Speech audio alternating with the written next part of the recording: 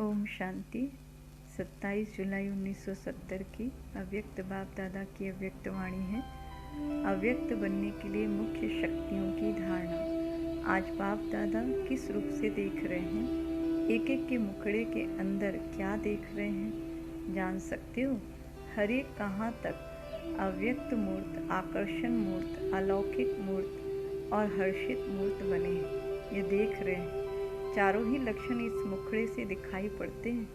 कौन कौन कहाँ तक बने हैं, वह हर एक का मुखड़ा साक्षात्कार कराता है। जैसे दर्पण में स्थूल चेहरा देखते हैं, वैसे दर्पण में ये लक्षण भी देखते हो। देखने से अपना साक्षात्कार क्या होता है। चारों लक्षण से विशेष कौन सा लक्षण अपने में देखते हो। अपने आप को देखने का अभ्यास हर एक को होना चाहिए। अंतिम स्टेज ऐसी होनी है जिसमें हर एक के मुखड़े में यह सर्व लक्षण प्रसिद्ध रूप में दिखाई पड़ेंगे। अभी कोई गुप्त है, कोई प्रत्यक्ष है, कोई गुण विशेष है, कोई उनसे कम है, लेकिन संपूर्ण स्टेज में ये सभी लक्षण समान रूप में और प्रत्यक्ष रूप में दिखाई देंगे, जिससे सभी की नंबरवार प्रत्यक्षता होनी है। जितना जितना जिसमें प्रत्यक्ष रूप में गुण आते जाते हैं, उतनी प्रत्यक्षता भी होती जा रही है।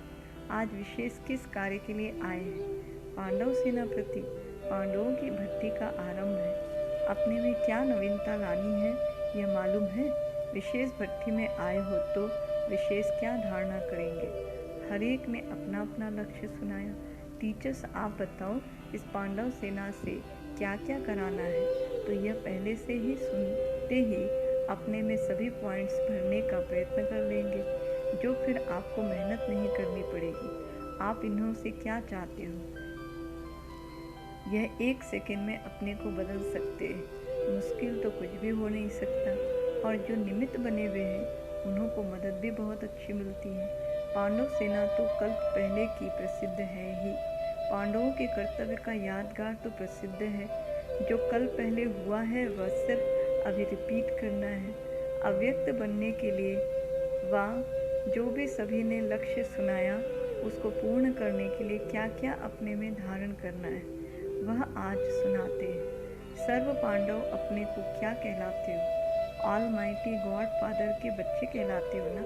तो अव्यक्त बनने के लिए मुख्य कौन सी शक्तियों को अपने में धारण करना है, तभी जो लक्ष्य रखा है वह पूर्ण हो सकेगा। भट्टी से मुख्य कौन सी शक्तियों को धारण करके जाना है, वह बताते है तो बहुत, लेकिन मुख्य एक तो सहन शक्ति चाहिए, परखने की शक्ति चाहिए, और विस्तार को छोटा करने की और फिर छोटे को बड़ा करने की भी शक्ति चाहिए। कहाँ विस्तार को कम करना पड़ता है और कहाँ विस्तार भी करना पड़ता है। समेटने की शक्ति, समाने की शक्ति, सामना करने की शक्ति और निर्णय करने की भी शक्ति चाहिए। इन सब के साथ साथ सर्व को स्नेह और सहयोगी बनाने की, अर्थात सर्व को मिलाने की भी शक्ति चाहिए। तो यह सभी शक्तियाँ धारण करनी पड़े, तभी सभी लक्षण पूरे हो सकते भी नहीं, लेकिन होना ही है, करके ही जाना है। यह निश्चय बुद्धि के बोल हैं। इसके लिए एक बात विशेष है, रूहानियत भी धारण करनी है और साथ साथ ईश्वरीय रुहाव भी हो। ये 2 बातें धारण करना है और एक बात छोड़ना है। वह कौन सी? कोई ने कहा रौब छोड़ना है, कोई ने कहा नीचपना छोड़ना है। ये ठीक है, कहाँ कहाँ अपने में फेथ न होने के कारण कई कार्य को सिद्ध नहीं कर सकते हैं, इसलिए कहते हैं नीचापना छोड़ना है, रौब को भी छोड़ना है। दूसरा, जो भिन्न भिन्न रूप बदलते हैं, कब कैसा, तो वह भिन्न भिन्न रूप बदलना छोड़कर एक अव्यक्त और अलौकिक रूप भट्टी से धारण करके जाना है। अच्छा, तिलक तो लगा हुआ है ना। अभी सिर्फ भट्टी की सौगात देनी है। वह क्या सौगात देंगे? तिलक लगा हुआ है, ताजधारी भी है, वह ताज देना है। अभी अगर छोटा ताज धारण किया है तो भविष्य में भी कमी पड़ जाएगी। भट्टी में भी विश्व महाराजन बनने के लिए आए हो। सभी से बड़ा ताज तो विश्व महाराजन का ही होता है। उसकी फिर क्या क्या जिम्मेवारियां होती है, वह भी पाठ पढ़ना होगा। यह भी एक अच्छा समागम है। आपकी टीचर चंद्रमणि बड़ी हर्षित हो रही है, क्योंकि देखती है कि हमारे सभी स्टूडेंट्स विश्व महाराजन बनेंगे। इस ग्रुप का नाम क्या है मालूम है? एक एक में विशेष गुण हैं, इसलिए यह विशेष आत्माओं का ग्रुप है। अपने को विशेष आत्मा समझते हो? देखा, यह कीचेन त्रिमूर्ति की कीचेन सौगात देते हैं।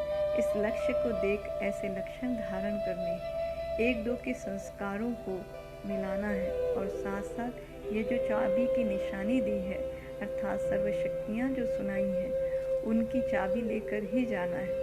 लेकिन यह दोनों बातें कायम तब रहेगी जब रचता और रचना का यथार्थ ज्ञान स्मृति में होगा।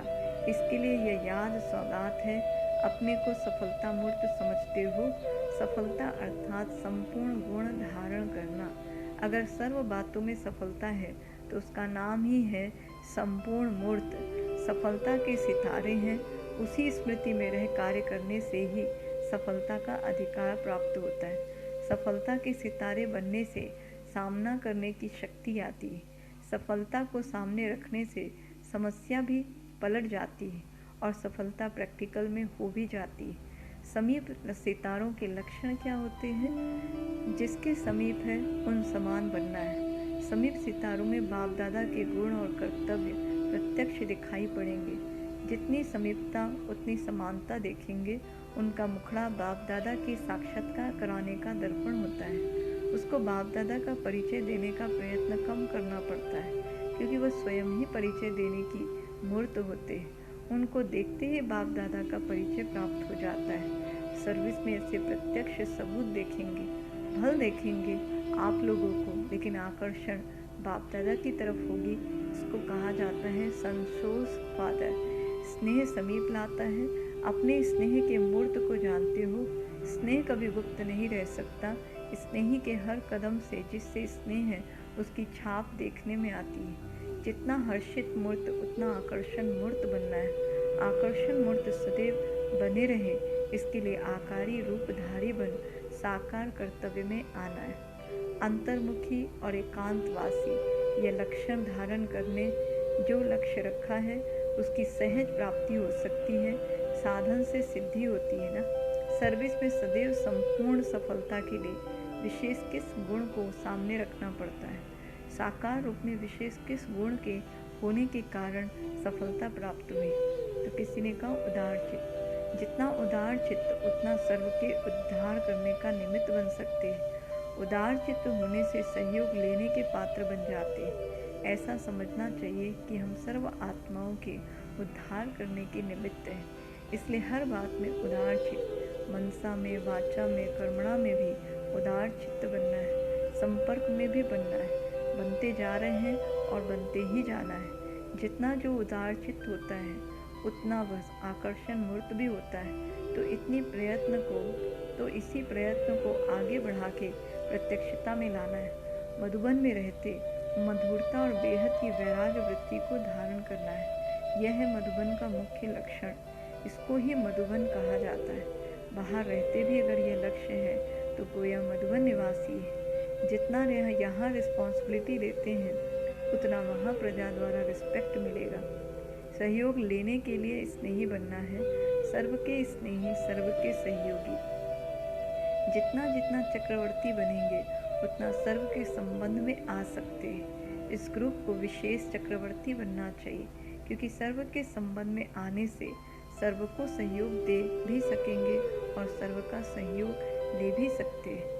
हर एक आत्मा की विशेषता देखते सुनते संपर्क में आते वह विशेषताएं स्वयं में आ जाती है। तो प्रैक्टिकल में सर्व का सहयोगी बनना है। इसके लिए पांडव सेना को चक्रवर्ती बनना पड़ेगा। योग की अग्नि सदैव जलती रहे, इसलिए मन, वाणी, कर्म और संबंध ये चारों बातों की रखवाली करना पड़े। फिर यह अग्नि अविनाशी रहेगी। बार बार बुझाएंगे और जलाएंगे तो टाइम वेस्ट हो जाएगा और बत भी कम हो जाएगा। जितना समय है उतनी शक्ति भी रखो। 1 सेकंड में आकारी, 1 सेकंड में साकारी बन सकते हो। यह भी आवश्यक सर्विस है। जैसे सर्विस के और अनेक साधन हैं, वैसे यह प्रैक्टिस भी अनेक आत्माओं के कल्याण के लिए एक साधन है। इस सर्विस से कोई भी आत्मा को आकर्षित कर सकते हो। इसमें कुछ खर्चा भी नहीं है।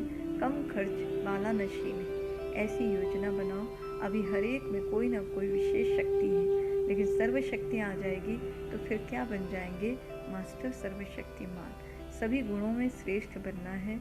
इष्ट देवताओं में सर्वशक्तियाँ समान रूप में होती है, तो यह पुरुषार्थ करना है। अच्छा, ओम शांति।